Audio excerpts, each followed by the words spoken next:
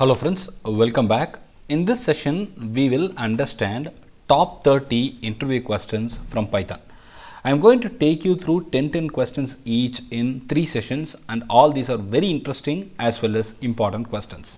Let's dive deeper into the questions. What is monkey patching? There's a very interesting scenario. Monkey patching refers to dynamic or runtime modifications of a class or a module in Python. I repeat, it refers to the dynamic or runtime modifications of a class or module in the Python code. It is always possible in Python to change the behavior of the code during the runtime. This is a very important question, monkey patching. What is Python path? The Python path is an environment variable which you can set to add additional directories where Python will look for modules and packages. I repeat, it is an environmental variable which you can set to add additional directories where Python will look for modules and packages.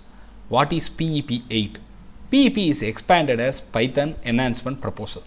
It is a set of rules that specify how to format Python code for maximum readability. It is for enhanced readability someone can follow this PEP standard. PEP is Python Enhancement Proposal. How do we use init in Python? Init is a method or a constructor. You can call it either way in Python. It can be a constructor or a method in Python which is automatically called to allocate memory when a new object of a class is created.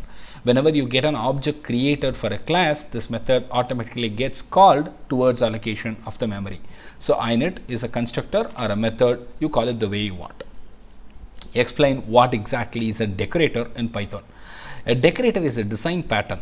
I repeat, a decorator is a design pattern in Python that allows a user to add new functionality to an existing object without modifying its structure. You have an object, you want to add something to it or modify something to it, and I can do it by using decorator.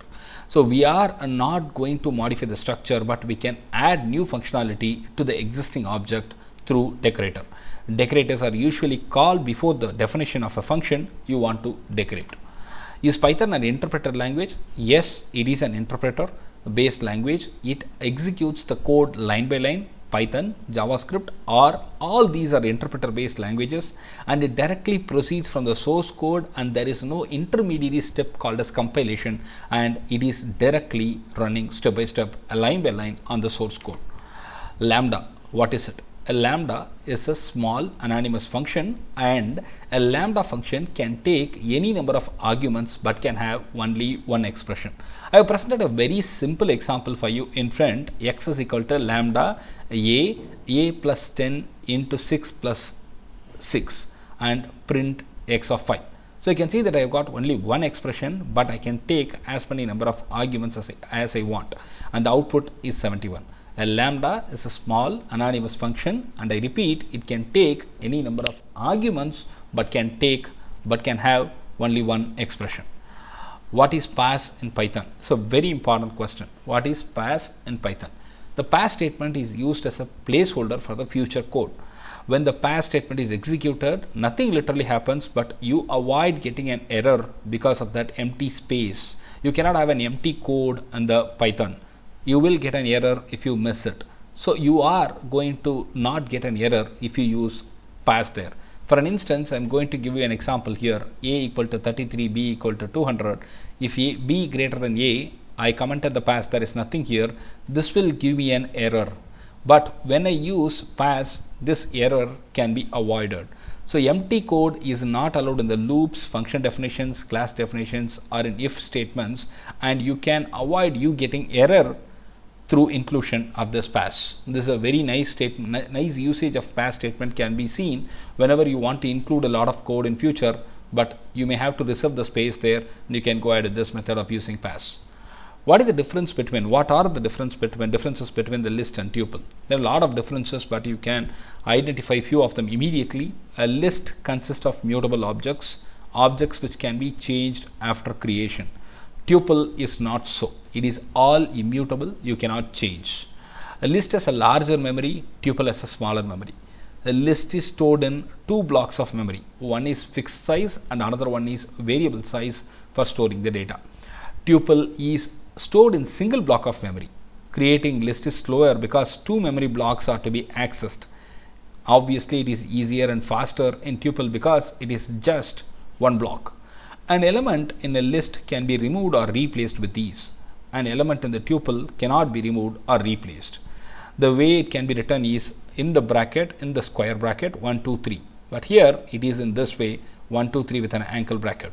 That's the major differences that you can identify between the list and the tuple. What are the differences between the lists and array? Python lists are very flexible and can hold arbitrary data. Arrays are just a thin wrapper on C arrays. Lists are part of Python syntax, so you need not declare them first. Arrays are to be imported or you need to declare, and you can use the libraries like NumPy to really solve this problem. Lists can be resized quickly in time efficient manner. Arrays cannot be resized, and that's a very important point to be understood. Lists can hold heterogeneous data. Arrays can definitely hold only the homogeneous data. Mathematical functions cannot be directly applied to lists. Instead, they have to be individually applied on each of the elements. Arrays are specifically optimized for arithmetic operations, and this problem won't come when it comes to array. Lists consume more memory.